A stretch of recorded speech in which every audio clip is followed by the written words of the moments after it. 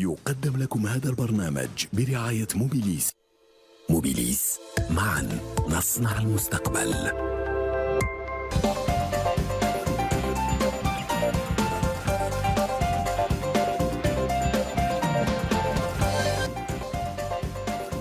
Merci de nous rejoindre et bienvenue au Pro de l'écho pour un numéro spécial consacré au dossier de l'industrie hydrocarbures en Algérie. Le pays vient de célébrer cette semaine le 54e anniversaire de la nationalisation des hydrocarbures. Ce fut un 24 février 1971, outrepassé. Et à venir, le secteur locomotive en Algérie a su de tout temps s'adapter aux changements de stratégie qui ont impacté le monde de l'énergie et relever avec un certain brio l'ensemble des défis auxquels le groupe Sonatrach et ses filiales ont été confrontés tout au long de leur histoire. Une histoire faite de réalisations que nous allons tenter de retracer ce soir avant de nous projeter, de nous plonger dans ce qui attend l'Algérie et Sonatrach durant les années à venir, d'autant plus que le secteur de l'énergie subit des transformations majeures au niveau mondial, technologie, transition, mais également investissement. Comme chaque semaine, les pros de l'écho s'emparent du dossier.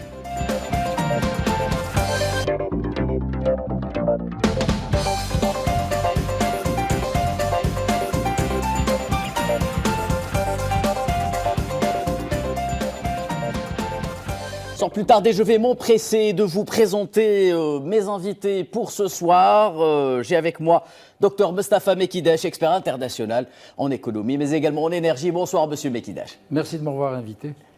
Saïd Baroul, expert international également en énergie. Bonsoir, Monsieur Baroul. Merci d'avoir accepté cette invitation. Bonsoir et merci pour l'invitation.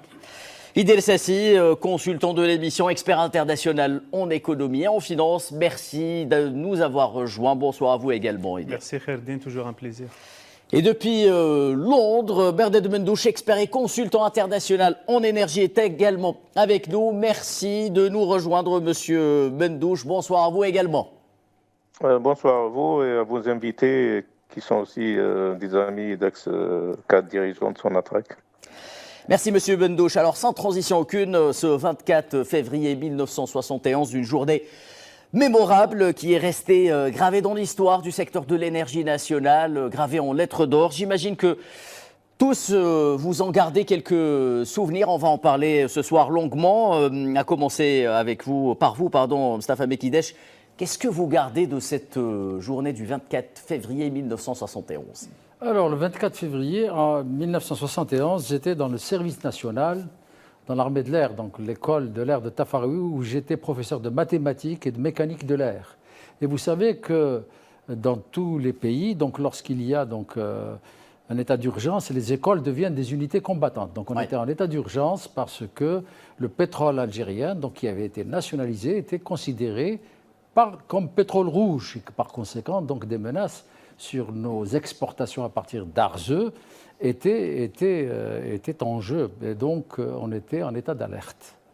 Et ça a joué aussi dans mon choix, donc après, de rester, de rentrer à la Sonatrach, plus particulièrement à Arzeux, où j'étais directeur de la zone industrielle après. Oui. Et donc, cet événement donc, a un peu été un marqueur dans le choix que j'ai fait de ma carrière professionnelle. Très bien, merci Mostafa Mekidash. Saïd Baroul, j'imagine également que vous avez gardé quelques souvenirs de cette journée mémorable alors que les mots prononcés par le président algérien Feu Houari Boumedienne résonnent dans les oreilles de chaque cadre peut-être ou ancien dirigeant de la Sonatrach le jour où on a annoncé que le pétrole algérien appartenait désormais aux Algériens. Oui, contrairement à mon ami Mekidash, moi j'étais au lycée pendant cet événement-là, j'étais en 71. Et quand même, j'ai vécu ça après par les médias, par les années, les manifestations et tout. Ce que je garde sur cet événement, c'est qu'il y avait deux points importants qu'il faut se signaler. Avant 1971, Sonatrach n'existait pas jusqu'à 1963. Exactement. Elle a été créée le 31-12-63. Mais avant, jusqu'à l'évaluation, jusqu'en 1970 déjà, l'Algérie était indépendante. Elle était indépendante, mais pas sur le plan pétrolier. parce qu'il y avait des Français qui exploitaient les hydrocarbures, qui exportaient, etc. Et l'Algérie avait, Sonatrach avait 25% sur Hassim Saoud. 25% seulement. Elle avait 25% sur Hassim Saoud, elle avait donc moins d'$1 par baril vendu, alors qu'il se vendait à $3, $4. Et les Algériens touchaient moins moins d'$1 par baril. Donc c'était jusqu'en 68, 69. Donc les Algériens, ils sont vus lésés. Ils ont fait d'abord les nationalisations partielles. C'était en 67, 68, 69, avant 71.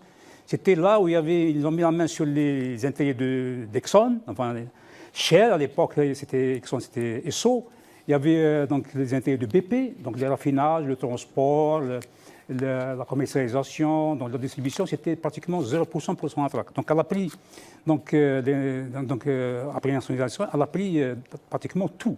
C'est-à-dire, elle est passée d'un régime de concession à un régime, disons, autoritaire. Donc c'était 71, le 24 février, comme on l'avait dit.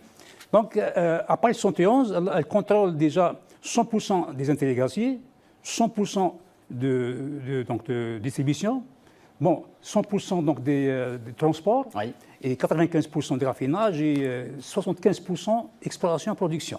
Si on compare avant 71, c'était vraiment un saut extraordinaire. Et puis, l'OPEP, c'était en 69. Donc, il fallait imposer aux Français un régime, disons, fiscal à l'OPEP, parce qu'on est membre de l'OPEP. Donc, la Sonatrach, l'Algérie, elle a exigé de ces Français-là de s'aligner avec les prix de la fiscalité OPEP. Donc, voilà un peu ce que, disons, s'est passé jusqu'en 69. Et puis, commentaire, Mostafa Mekidash. Je voulais juste ajouter des éléments historiques, puisque ça a été abordé. Donc finalement, il y avait sur le plan des hydrocarbures, donc il y avait les accords d'Évian. Or, les accords d'Évian étaient un compromis pour ce qui concerne la gestion de la rente pétrolière, puisque donc, il y avait donc la législation qui était en vigueur était la législation française en matière de gestion d'hydrocarbures. Et il y avait l'organisme saharien qui était un outil qui n'était pas un outil de souveraineté nationale. Et donc, par conséquent, il y avait, si vous voulez, des compromis et même des négociations qui avaient été entamées donc, pour réviser les clauses concernant les hydrocarbures des accords d'Évian. Et on est arrivé donc, à un compromis connu, donc, qui a été signé par Bled Abdeslam, qui est l'accord de juin 1965, qui était un équilibre sur les prix postés, parce que là où on pouvait agir, c'est sur les prix postés, c'est-à-dire les prix d'hydrocarbures qu'on allait vendre, et également sur des questions de fiscalité interne. Mais finalement, pourquoi donc, ces nationalisations sont donc un point d'arrivée et de rupture par rapport à tous les compromis qui avaient été construits avant. On peut remonter à 1958, où les négociations de la partie française en ce qui concerne l'Algérie, ont mis, si vous voulez, le Sahara en dehors, si vous voulez, du territoire, en disant, et donc le FLN avait à l'époque, et le GPRH avait donc à l'époque refusé d'entrer en négociation sous ces conditions. Merci pour cette précision, Mostafa Mekidash. Avant d'aller voir Bernard Mendouche du côté de Londres, Idir Sassi, qu'est-ce que cette journée évoque pour vous ? Alors, j'y étais pas, donc je n'ai pas de souvenirs en particulier. En tant que nouvelle génération, moi, ce qui m'intéresse, en tout cas personnellement, et puis je pense pour beaucoup, c'est l'intérêt que ces exploits, qu'est-ce qui a fait que ces exploits ont eu lieu. Moi, c'est l'ossature qu'il y a autour. Donc, dans le contexte de l'époque, donc il y avait toujours la pression coloniale, etc. On n'avait pas une grande présence comme maintenant. Le travail diplomatique, la préparation, le travail de terrain qui a permis à l'Algérie d'imposer sa souveraineté sur ses biens. Donc, toujours la même observation sur les exploits économiques sportifs. Qu'est-ce qui a permis aux Algériens de le faire? Et donc, ça nous inspire en tant que nouvelle génération. Merci Idel Sassi. Bernard Mendouche, qu'est-ce que le 24 février 1971 signifie pour le cadre que vous êtes dans le secteur de l'énergie et plus spécialement dans les hydrocarbures? En fait, moi je dirais la même chose que mon ami Saïd Broul. Moi j'étais encore au lycée, donc cette période je ne l'ai pas vécue. On est rentré à la Sonatrach bien après. une dizaine d'années après. Mais la chose qui m'avait le plus touché quand on est rentré, quand on commençait, moi j'avais fait l'IAP de Boumerdès, Institut algérien du pétrole, quand on avait commencé à faire des stages, notamment mon premier stage c'était à Hassim Saoud, et les cadres qu'on avait trouvés, les quelques cadres qu'on avait trouvés, quelques ingénieurs, quelques techniciens, nous avaient dit que lors de la nationalisation, donc tous les cadres de compagnies françaises notamment sont partis, et donc ils étaient restés un petit groupe et ils travaillaient pratiquement 15-16 heures par 24 heures, et donc on leur même ramenait la nourriture pour le déjeuner, le dîner, au niveau des installations, notamment la base du 24 février, la base nord de Hassim Saoud, au niveau du complexe de production de nord par rapport à Irara qui est sud. Oui. Donc ça nous avait beaucoup touché, donc ça nous a donné un sentiment de motivation supplémentaire. Nous qui étions donc appelés à intégrer la Sonatrach en tant que nouveau cadre.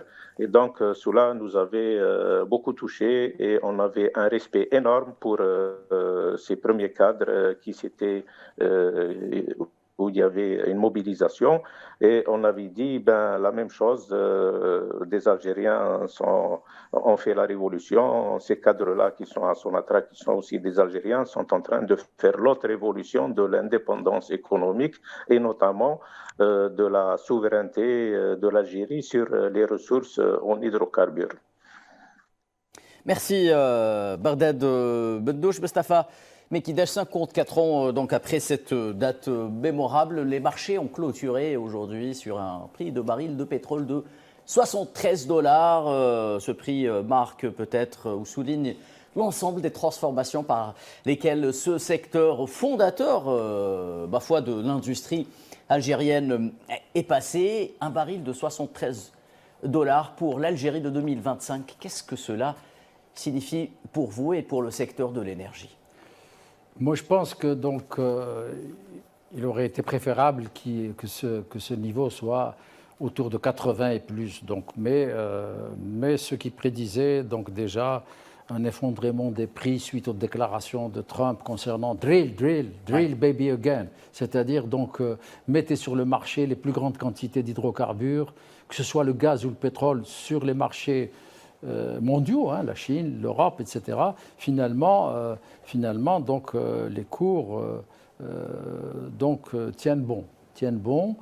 Et à l'avenir, je pense que l'OPEP va donc dans ces nouvelles conditions intégrer ces aspects-là. Puis je voulais juste revenir sur je disais que 1971 c'était un point d'aboutissement, mais aussi un point de départ, oui. Parce qu'il suffisait pas de récupérer la rente pétrolière, oui. Ce qui a été fait en 1971, donc le 24 février, mais ensuite, il y a eu le rôle de la Sonatrach qui montait en puissance. Elle a été créée en 1963, juste après l'indépendance, et également donc, la première, si vous voulez, victoire qui a été obtenue par les pays exportateurs de pétrole, par l'OPEP. L'Algérie a joué un rôle important, oui. C'est 1973. Souvenez-vous-en, donc, c'était donc le moment où le prix du baril donc, est sorti, si vous voulez, des prix extrêmement bas pour atteindre un prix à cette époque historique. Donc ça, et puis ensuite, il y a eu donc, des crises aussi. Donc toute l'histoire, si vous voulez, de la gestion de la rente pétrolière en Algérie a été à la fois des avancées, mais également des crises. Crise de 86. Moi, je me rappelle, donc j'étais dans la délégation le plus jeune, donc dans la délégation algérienne, donc le fameux choc pétrolier, où à Genève, donc à la réunion à l'hôtel intercontinental de Genève, donc la lutte était entre l'Iran et l'Arabie Saoudite, à qui allait avoir la part, si vous voulez, la plus importante pour pouvoir peser. Et donc il n'y a pas eu d'accord. Et l'Algérie a donc déjà essayé donc, de faire le go-between entre les deux gros producteurs. Finalement, on n'y est pas arrivé. Zaki Yamani, donc le ministre saoudien des Affaires étrangères, de l'énergie, n'avait pas donné suite, et on s'est retrouvé avec une situation de marché qui a vu les crises ensuite ultérieures qui sont venues, plus la crise de 2014, on peut en parler. Donc, donc ce que je veux dire, c'est que c'est une suite si vous voulez, de stratégies de stratégie qui permettait de maintenir le prix à des niveaux acceptables, à des niveaux raisonnables. Et je pense que l'Algérie, dans l'OPEP, a joué au cours de toute cette période donc un rôle de facilitateur, de médiateur, et finalement pour avoir les prix les plus justes, parce que nous ne sommes pas un grand pays producteur de pétrole brut, mais dans l'OPEP, voilà, notre poids est plus important. Merci Mustafa Mekidesh. Saïd Baroul, justement, je le disais, 54 ans après, le prix du baril affiche 73 dollars, justement dans un contexte de coupe au niveau de la production qui se poursuit depuis pratiquement un peu plus de 2 ans, et ce conflit en Ukraine qui pèse de tout son poids sur l'industrie pétrolière et gazière mondiale. Quels sont les messages que ce prix de baril envoie à l'Algérie et à la Sonatrach au jour d'aujourd'hui? Oui, donc comme disait M. Mekidesh, ce qui fait que maintenant à 73 dollars, c'est un prix qui est abordable, donc qui est acceptable en quelque sorte. Oui. Bien que pour l'Algérie, on a besoin de 120 dollars. C'est-à-dire le budget, pour que ce soit rentable, il faut que ce soit 120 dollars, mais à 75 dollars, 73 dollars, c'est déjà pas mal. Est-ce que nous allons, messieurs, concrètement retrouver de tels niveaux par rapport au prix du baril, Saïd Baroul, 140 dollars? On a l'impression, avec tout ce qui se passe, que c'est un prix peut-être qu'on n'atteindra plus jamais. C'est parce que 140 dollars. 140 dollars, hein, le niveau qu'on avait atteint. Je me souviens, un certain 8 juillet 11 juillet 2008, je crois, il a atteint 148 dollars. Ouais. C'est un pic qui a duré une journée, pas plus. Et puis bon, on a atteint pendant une dizaine d'années un baril à 3 chiffres aussi. Il a fallu attendre 2014, la crise de 2014, tout le monde connaît en 2014, c'est un peu le schiste qui a fait baisser le baril. Mais avant, c'était un baril à 3 chiffres. Ouais. Donc moi, je pense qu'un jour, il viendra, pourquoi pas 200 dollars. Ça va être, disons, un pic géopolitique. Si demain, par exemple, bon, on va même dans un contexte où Donald Trump veut noyer la planète de production justement de gaz et de pétrole, tous azimuts. On sait que c'est un homme tout fossile. Il veut à tout prix, son premier mandat, il a annoncé la couleur. Maintenant, il est revenu, comme disait M. Mekidesh, il est Delil Baby Delil. Maintenant, il va foirer en outrance, il va foirer beaucoup, il va baisser les taxes, il va favoriser les Américains à produire, à exporter le pétrole. Il a dit, il n'y a pas longtemps, durant sa campagne, on va inonder le monde pour baisser les prix à la pompe. Exactement. Donc ça donne un peu à réfléchir à l'OPEP. En même temps, le problème c'est qu'en même temps, l'OPEP a un plan de diminution de la réduction au fur et à mesure, parce que chaque mois, ils augmentent la production de 300 000 barils ou 400 000 barils généralement. Et il a fallu que Trump vienne au pouvoir, à partir du 20 janvier, je crois, le 20 janvier. Donc l'OPEP a réagi en disant on va reporter la diminution. Donc ils vont la reporter jusqu'en avril 2025 prochain, dans 2 mois. Et ça va aller jusqu'en 2026 en plus. C'est-à-dire qu'ils ont peur que les Américains vont inonder le monde et le baril va chuter. Maintenant il y a 73 dollars, c'est bien. Mais Trump, certainement, il a donc un plan pour, disons, 2025-2026, il vient de prendre le pouvoir. Donc, ce qui fait qu'il y a un risque que le baril va chuter. Avec son programme de Delil Baby Delil, il va chuter le baril, mais l'OPEP donc, a bien réagi. Et c'est pour ça d'ailleurs qu'ils ont dit qu'on va stopper les diminutions, on va garder le niveau jusqu'à avril 2025, et ça va aller jusqu'en septembre 2026. Donc ça va permettre au baril de se maintenir à 75, 70, etc. Sinon, ça va tomber en flèche jusqu'à 60, 65, etc. Très bien, merci Saïd Baroul. Idriss Sassi, justement, dans ce contexte de baisse peut-être systémique par rapport à tout ce qui se passe autour du secteur des hydrocarbures, l'Algérie a une feuille de route en matière d'investissement. Elle est symbolisée aujourd'hui par cette nouvelle loi sur les investissements en hydrocarbures dite 1913. Quelles sont, selon vous, peut-être les priorités aujourd'hui en matière d'investissement dans le secteur de l'oil and gas par rapport à l'Algérie? Alors, il faut savoir que la loi de finances a été calculée sur la base de 60 dollars. Il y a de la prudence. Maintenant, sur le plan des prix, au fait, je pense qu'il est temps donc, de se préparer à la volatilité, ça veut dire l'incertitude des marchés. il y a des problèmes géopolitiques. Oui, aux États-Unis, on sait qu'ils veulent noyer le marché, inonder le marché, etc. Mais il y a quand même des signes de contradictoires. Il faut savoir que cette dernière augmentation des $73, c'est une décision de Donald Trump d'annuler les licences pour Chevron au Venezuela, donc, qui est une décision contradictoire par rapport à... Donc, c'est des indicateurs contradictoires. Tout cela pour dire qu'il faudrait se préparer à la volatilité des prix. Ça peut augmenter comme ça peut descendre. On n'en sait pas grand-chose. Donc, même s'il y a un maintien apparemment à 70, etc. Tout cela, c'est pour indiquer que nous devons en tout cas attracter les investissements en Algérie en matière d'hydrocarbures. Il y a eu des efforts en matière légale, donc pour ouvrir plus de domaines pour l'exploration, etc., pour parvenir à avoir plus d'investissements dans ce secteur en Algérie. Alors l'attractivité de l'Algérie, elle est certes actée, d'accord, il y a des opportunités. Nous avons vu hier, je crois, ou avant-hier, la signature d'un accord. Donc c'était un renforcement d'un accord avec les Chinois.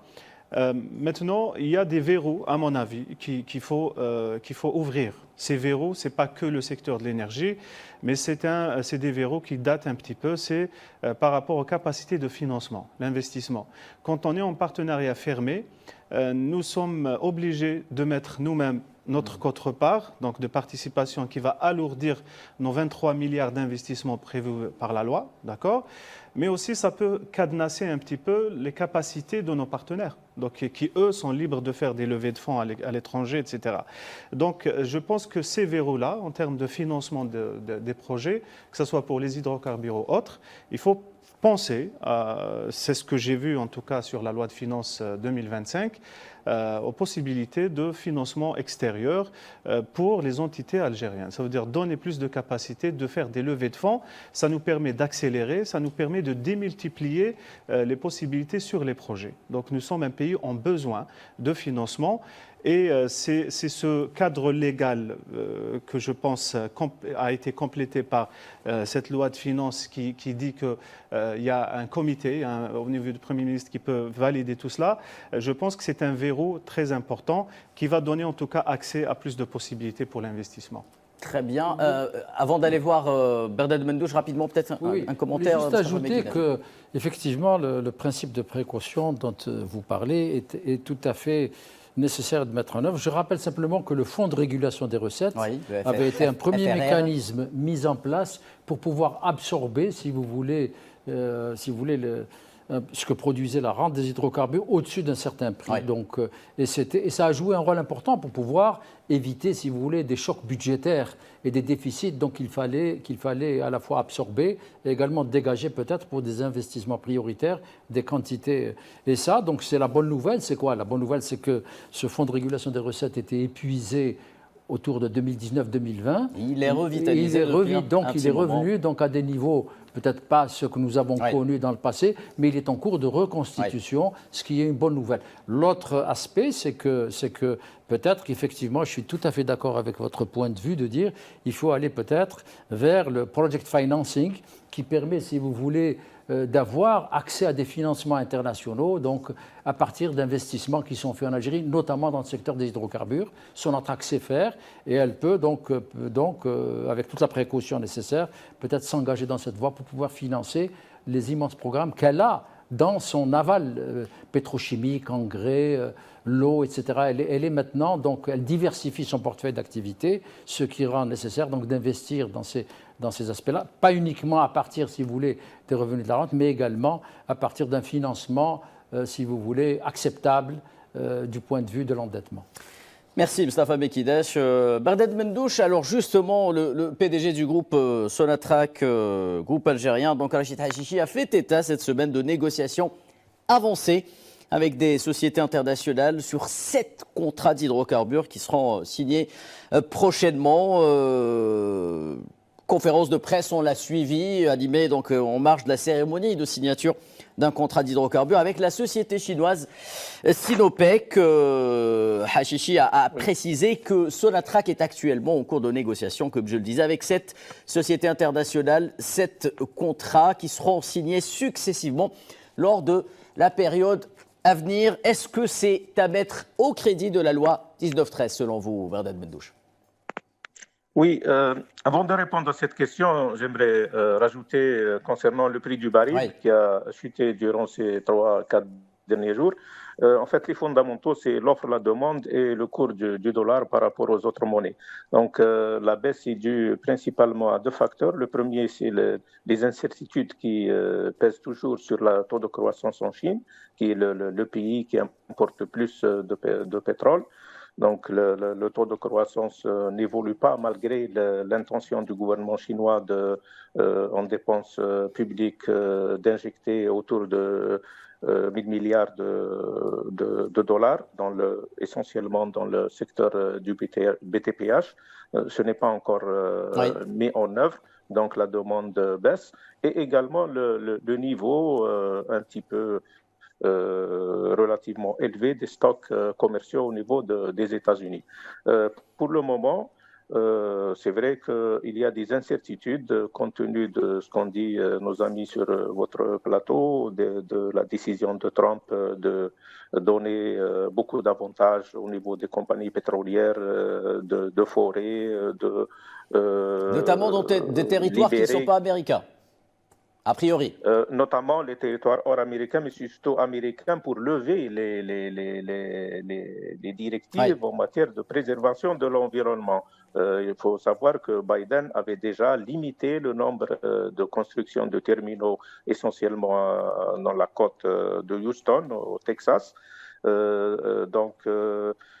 Trump avait dit qu'il allait lever tout ça, donc les contraintes environnementales, ceci qui va favoriser plus la reprise de la construction de ces terminaux qui seront chargés de vendre du gaz, essentiellement du GNL, et également de lever un certain nombre de réglementations ou d'assouplir la réglementation environnementale, puisque Trump il ne croit pas tellement au climat ou à la transition énergétique, etc.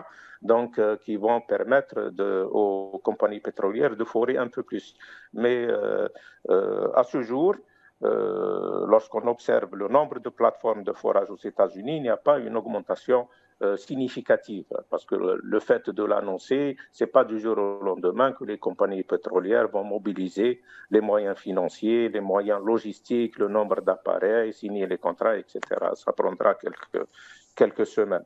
Pour votre question, concernant les contrats, donc ce qu'on a observé, c'est que durant ces 4 dernières années, la Sonatrach a signé un nombre record de contrats avec les compagnies qui existaient déjà, partenaires de Sonatrach, mais aussi d'autres compagnies telles que ExxonMobil qui vient, ou Chevron qui viennent, compagnies américaines, qui viennent pour la première fois en Algérie.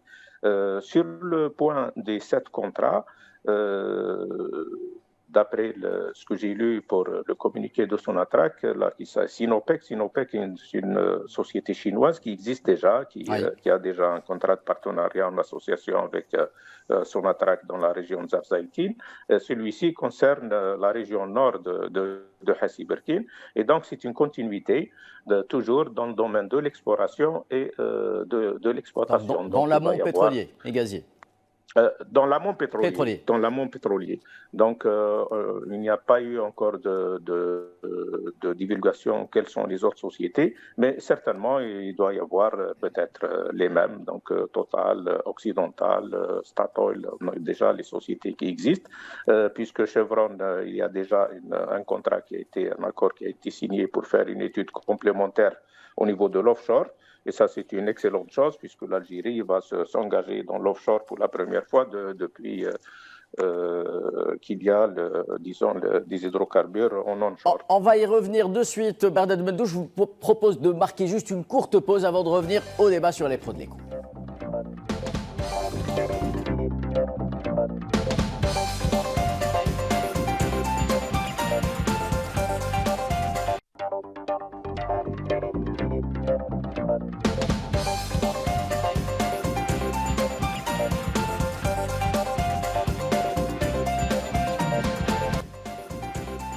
De retour sur le plateau des pros de l'écho, madame, monsieur, bonsoir. Si vous venez de nous rejoindre, sachez que nous parlons de ces 54 ans de chemin parcouru par le secteur énergétique, hydrocarbures en Algérie depuis cette fameuse date de la nationalisation des hydrocarbures algériennes, 24 février 1971, que de réalisations qui ont été enregistrées depuis. Nous parlons de présent, mais également d'avenir avec nos invités qui sont avec nous ce soir sur le plateau. Mustafa Mekidash. Oui, je voulais juste confirmer un peu ce que dit notre ami de Londres. C'est qu'effectivement, ce contrat avec Sinopec est intéressant. Pourquoi? Parce qu'il est sous l'empire de la nouvelle loi, donc qui est plus flexible et qui a attiré donc, des investisseurs, donc Sinopec en particulier, et que donc c'est sous l'empire de, si vous voulez, de la clause donc de partage de production. C'est-à-dire donc ça nous assure, si vous voulez déjà, donc des parts de marché en Chine. Vous savez que le basket énergétique en Chine contient tout le pétrole, le charbon, oui, le nucléaire et le pétrole encore. Donc ça, c'est un premier aspect. Donc ça garantit donc également, donc, si vous voulez, des parts de marché dans le continent asiatique et pas uniquement en Chine. Ça, c'est important. Et également, je pense que l'autre aspect sur lequel peut-être nous devrions parler, donc ça a été évoqué ça a été dit de façon directe par le président de la République dernièrement lors de l'inauguration des 3 stations de dessalement d'eau de mer, c'est le fait qu'il va y avoir une demande de plus en plus importante en énergie, donc en pétrole et en gaz de notre industrie et également de notre résidentiel et ça donc ça va faire une pression sur nos réserves en matière de gaz, oui, et de pétrole, et que par conséquent il va falloir donc faire des économies et avoir, si vous voulez, une sobriété dans la consommation énergétique faite à la fois, oui, par les industries, nos industries, et également par les ménages. Et ça nécessite, si vous voulez, d'avoir peut-être donc des réformes, une tarification qui a commencé. Vous avez vu dernièrement en octobre l'arrêté qui a été pris, exact, par le ministre d'État en charge de l'énergie, qui disait qu'au-delà d'une certaine consommation de gaz naturel par les industriels, il va falloir renégocier les prix. Exactement, ça, c'est déjà un premier signal, parce qu'il ne faut pas que l'on puisse, oui, avoir des transferts de rente à partir d'un gaz qui est pratiquement à des prix non seulement concurrentiels, mais très bas. Plus bas que terre, parfois. Voilà, donc il va falloir faire peut-être donc un réexamen de notre modèle de consommation pour pouvoir conserver sur le plus long terme, si vous voulez, une souveraineté énergétique sur notre pays. Très bien. Idriss Sassi, je sais que c'est un sujet qui vous est cher. Avant d'en parler, on va aller voir Saïd Baroul pour nous parler justement de cette raffinerie de pétrole d'Aoud El Hamra, inaugurée cette semaine par le Premier ministre Hassim Messoud, dont la première pierre a été, voilà, première pierre a été, pas inauguration, merci de me reprendre Mustafa Mekidash, première pierre a été posée lundi dernier, si je ne m'abuse, par le Premier ministre algérien Nadir El Arbaoui, avec une capacité de 5 millions de tonnes par an. Qu'est-ce qu'il faudrait attendre justement de cette future raffinerie? Bon, c'est une raffinerie qui a démarré, ça fait 3 ans, 4 ans. Ouais. Donc il y a eu un arrêt à cause des problèmes avec les Espagnols. Donc devait produire justement 4-5 millions de tonnes par an pour justement revenir aux besoins donc, de la région sud. Parce qu'il va falloir fermer l'ancienne raffinerie de Hassim Messoud, parce que c'est une raffinerie Hassim Messoud qui est très obsolète. Maintenant, avec cette nouvelle raffinerie, ça va donner donc beaucoup plus de carburant pour la région sud, donc tout ce qui est donc, pétrochimie, donc raffinage, tout ce qui est donc produits finis, ça va donc servir pour les régions sud qui peuvent s'alimenter de temps en temps, par exemple, par des notamment en gasoil et en produits dérivés pétroliers qu'on ne veut plus exporter ou plus continuer à importer, plus déjà continuer à importer. Voilà. Déjà on n'importe plus. Ouais. De toute façon, donc les régions sud doivent être autonomes. Ouais. Parce que maintenant, on a des raffineries qui produisent, par exemple, 16 millions de tonnes en Skikda, on a celles d'Alger, etc.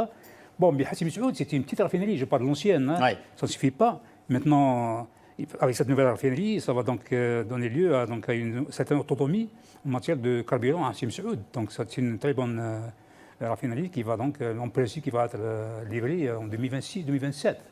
Très bien. Un mot également peut-être sur ce contrat qui n'est pas nouveau avec Sinopec, avec les Chinois. Qu'est-ce qu'il faudrait-on attendre selon vous également, Saïd Barouli? Oui, pour le contrat, comme disait mon ami Mendouche, le contrat dans Sinopec, c'est un contrat de portage production. Il y a une partie exploration et une partie développement. Donc c'est à peu près 850 millions de dollars. Donc c'est quelque chose de très important. Donc ça permet donc à cette région d'augmenter le taux de récupération déjà, plus bien sûr les appréciations de certaines découvertes, et plus bien sûr il y a un volet exploration tout simplement. Donc ça va un peu répondre, disons, à l'objectif de Sonatrach 2024-2028, où Sonatrach a prévu un budget de 40 à 50 milliards de dollars, dont à peu près 36 milliards pour justement ce secteur de développement des amont. Donc ça rentre dans ce cadre. Et sans oublier, bien sûr, en 2022, on a signé un méga contrat de 4,5 milliards avec l'ENI, Total, Occidental. Oui, pour justement augmenter le taux de récupération. C'est un truc qui va ramener à peu près 1 milliard de barils de plus. 1 milliard de barils de plus en tant que taux de récupération amélioré. Oui. Si on compare à peu près 1 milliard de barils, c'est 10 fois, c'est 10 années d'exploration. 10 années d'exploration, oui. Au moins. Oui. Rapidement, sur cet aspect des barrières à l'entrée qui sont faites à l'investissement dans les hydrocarbures par la législation de Bruxelles, notamment. Par l'Union européenne en particulier, je pense que c'est un aspect qu'il va falloir remettre dans les négociations avec eux.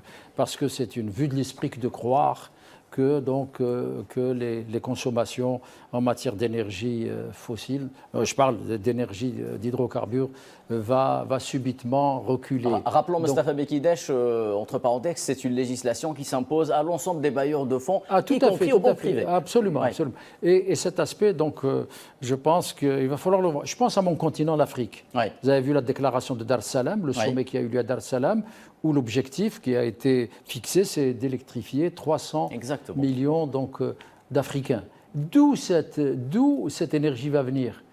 Elle va venir probablement des énergies d'hydrocarbures pour l'essentiel. On a vu dernièrement, actuellement, donc le président directeur général de Sonelgaz est au Niger, donc pour pouvoir il a été accueilli aujourd'hui par le Premier ministre nigérien, une centrale de production de 40 mégawatts, je crois. Et donc, pour pouvoir... mais ça va être alimenté par quoi? Ça peut être alimenté par le gaz. Je ne crois pas qu'actuellement, ils ont les capacités, mais ça va être par les produits raffinés. Et je pense que dans ce cadre, la raffinerie, par exemple, de Hassim Saoud va jouer un rôle avec la transsaharienne. Donc, je pense que la projection algérienne, et notamment de la Sonatrach et de la Sonelgaz, sur le plan africain, donc va pouvoir pouvoir répondre à cette demande. Il y a cette feuille de route, cette approche en matière de développement qui est claire, qui est nécessaire, mais il y a aussi une autre feuille de route à laquelle le gouvernement algérien s'intéresse plus particulièrement, celle de l'économie également en matière de consommation domestique, notamment de gaz. Tout à fait. Je pense que nous avons atteint un seuil où il faut vraiment penser à quelque chose de global, une sorte de pacte ou quelque chose. Nous sommes un pays de producteurs, mais peut-être que pourquoi pas penser transition aussi, pourquoi pas. Nous avons donc des stations de dessalement, nous avons les mines qui se développent. Il faut alimenter tout ça. Et ça demande du gaz. Et donc, comment satisfaire cette demande? Plus c'est une explosion de la demande interne. Donc il faut, à un moment donné, c'est des choix. Donc on parle de rigueur budgétaire, d'incertitude, etc. Mais aussi d'économie de la mesure. C'est-à-dire, aujourd'hui, on va électrifier un village éloigné, ça a un coût, c'est du gaz en plus, c'est bien évidemment, c'est très bien, mais est-ce qu'il n'y aurait pas des solutions alternatives, donc, qui sont plus soutenables, qui sont plus de longue durée pour le pays. Donc, nous sommes en train aussi de subventionner la consommation. D'accord? Donc le consommateur, on le subventionne. Il faudrait peut-être réfléchir, pour une période de transition, à financer les solutions. On parle du bâti, on parle donc il faut réduire la consommation, mais il faut aussi revenir peut-être progressivement au prix réel. Tout cela ne peut pas se faire par des décisions ciblées. Je pense que c'est un problème global, parce qu'aujourd'hui, dire aux Algériens vous allez payer le prix de l'essence, il faut avoir les moyens de transport. Oui. Donc il faut qu'il y ait un pacte global qui va commencer progressivement pour pouvoir continuer à fonctionner de la sorte. Je rejoins aussi M. Mkidesh et M. Baroul par rapport l'Algérie est un hub. Donc, par rapport aux capacités logistiques en termes d'énergie, nous pouvons être un réceptacle de ces énergies et aussi pour en exporter. Il y a le pipeline du Nigeria, ça peut renforcer cette idée de hub. Donc, nous avons l'infrastructure et le savoir-faire qui est acté depuis 54 ans. Donc, nous pouvons être des exportateurs de cette énergie. Donc, tout cela nécessite, à mon avis, une vision globale, mais surtout une rigueur par rapport aux investissements. Nous sommes très contents de voir les stations de dessalement. C'est un investissement à coût sur fonds propres. Oui. Pourquoi pas les PPP, oui. Public-privé, pourquoi pas la concession. Hein, c'était l'ancien modèle, hein, celui. Peut-être, voilà. Ça veut dire alléger un petit peu ce bras financier de l'État pour pouvoir libérer plus de ressources et pouvoir aussi apporter plus de vision économique dans les projets publics. D'autant plus que ces projets s'inscrivent dans une vision plus globale qui est celle de la sécurité hydrique. Berded, laissez-moi juste d'abord aller voir Mustafa Mekidesh, Berded Mendouche pour lui parler justement de diversification du portefeuille clé de l'Algérie et de Sonatrach qui serait peut-être justement la clé de voûte de l'avenir du secteur énergétique et celui des hydrocarbures en Algérie, selon vous, Berded Mendouche? Oui, moi je dirais le même sujet concernant la transition énergétique. En fait, l'idée perçue est véhiculée essentiellement par les pays consommateurs ces 10 dernières années qu'on allait à la transition énergétique, l'énergie renouvelable, etc. Les chiffres enregistrés démontrent que cette transition énergétique ne s'est pas développée comme souhaité. À titre d'exemple, en 2024, le gaz dans le monde, il a été consommé 4 200 milliards de mètres cubes, soit 40% de l'énergie mondiale. Donc, entre 2023 et 2024, il y a eu 2,8% d'augmentation de consommation. Donc, cela veut dire que les énergies fossiles, notamment le gaz, qui est de plus en plus décarboné, et pour la Sonatrach, ils ont enregistré des chiffres très importants. Qu'il est intéressant de signaler, à savoir qu'en matière de torchage, il y a une réduction de 28% du gaz donc, qui était brûlé, qui est maintenant réutilisé, avec une capacité de production supplémentaire d'une part, et d'autre part, d'autant plus qu'on n'a plus le choix par rapport au torchage, il faut faire des efforts si on veut continuer. Oui, il faut des investissements, il faut des investissements, et en plus il faut savoir qu'il y a une taxe à payer par la Sonatrach qui est récupérée par l'agence Alnaft, et ça coûte aussi plus cher, et puis ça s'inscrit dans la stratégie et la politique environnementale de la Sonatrach, donc d'aller vers de plus en plus avec des stratégies compatibles avec l'environnement et les recommandations des différentes réunions des conférences climat dans le monde. Donc, dans la stratégie de Sonatrach, c'est une neutralité carbone pour le gaz à 2050, donc un gaz tout à fait décarboné. Donc, je rajouterai que l'Europe, une commission européenne est en train de préparer une directive, à savoir que dans les futurs contrats, donc pour les gaz qui ne sont pas décarbonés à un certain niveau, il y aurait une réduction sur le prix de 5%. D'ailleurs, le ministre du Qatar a immédiatement réagi il y a à peu près un mois de ça, en disant que si le Qatar vend son gaz à moins 5%, il préfère le vendre ailleurs et ne pas abandonner les 5%. Bon, le Qatar étant un pays qui produit beaucoup plus et qui vend beaucoup plus que l'Algérie. Donc, quand on a ces chiffres-là, à savoir 2024, 60% de l'énergie provient des autres formes d'énergie, à savoir le charbon, le pétrole, les énergies renouvelables, cela veut dire que, essentiellement, je dis, pour le gaz, il a un très bon avenir. Et d'ailleurs, les chiffres du GECF disent que la demande mondiale du gaz augmentera entre 2 à 2,5% par an, et la demande d'ici à 2050 sera autour de 25%. Comme utilisation d'énergie, mais également le gaz est aussi utilisé pour l'industrie pétrochimique. Et l'industrie pétrochimique est en train de se développer un peu partout, notamment avec la Sonatrach et différents contrats qui ont été réalisés. Et donc, il y a une demande de gaz. Parallèlement, donc, l'option africaine, donc à l'international, Sonatrach à l'international est présente en Libye, elle est présente au Niger. Oui. Elle envisage d'être beaucoup plus présente dans certains pays africains, et notamment pour la construction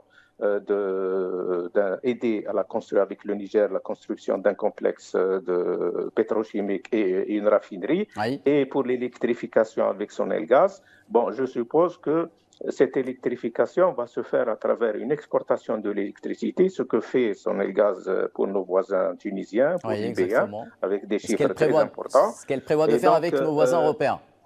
Absolument, absolument. Bon, avec les voisins européens, peut-être il y a l'hydrogène aussi, qu'on n'a pas pu parler de l'hydrogène, qui est un projet très important.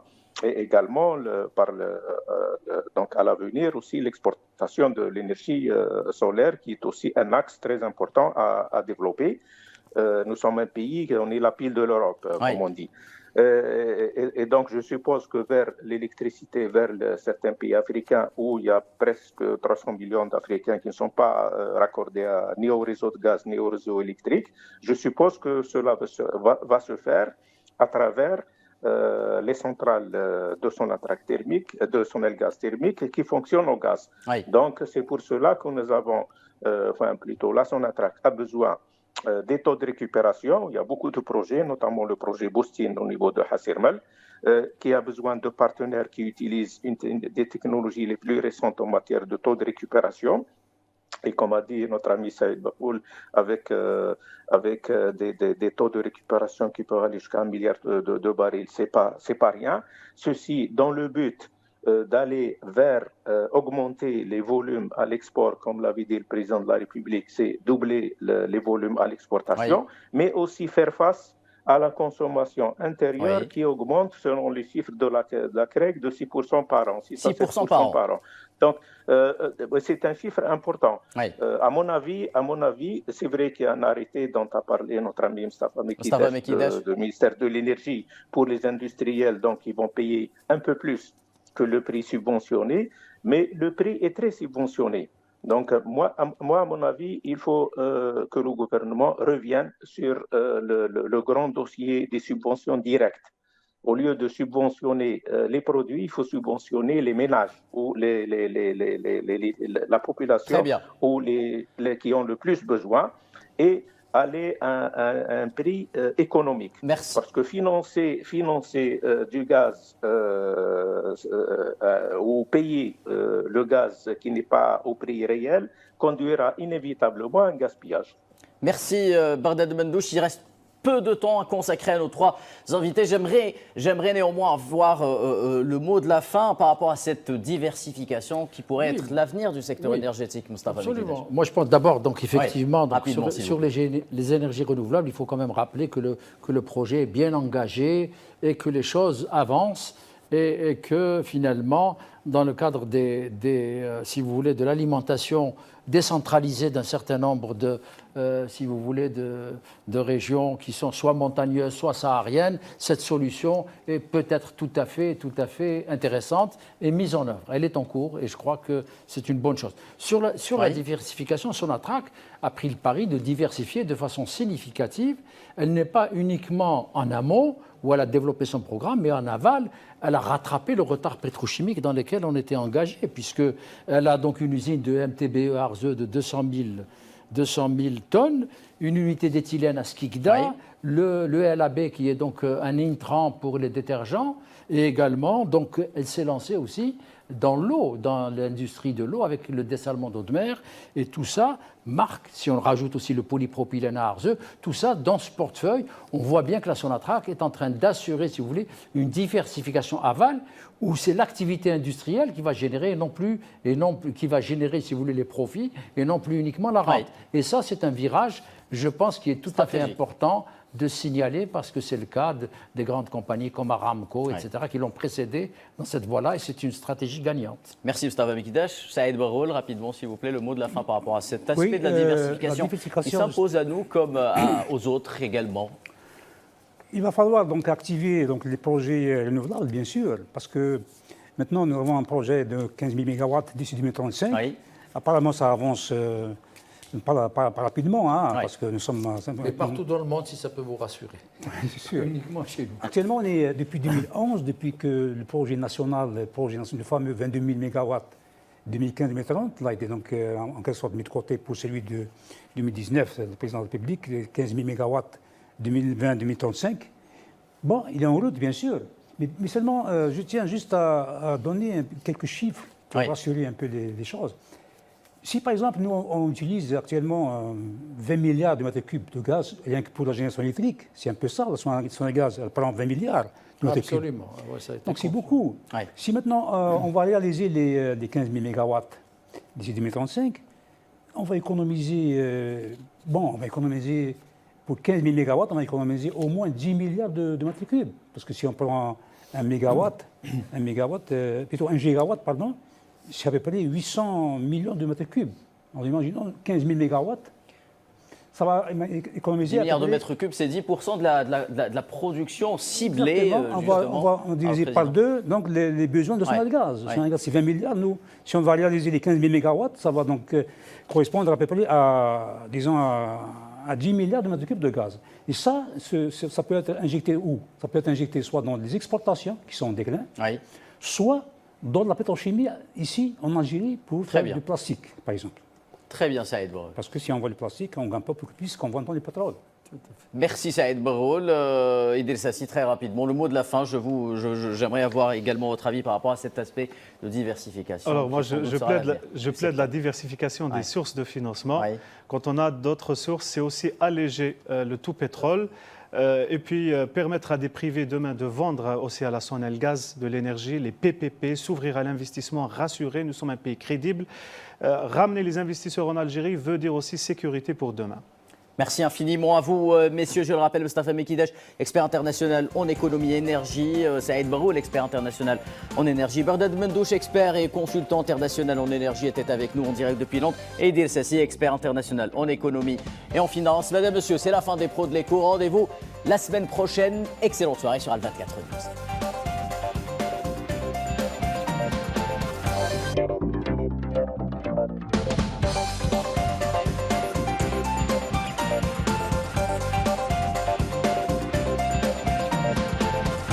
قدم لكم هذا البرنامج برعاية موبيليس.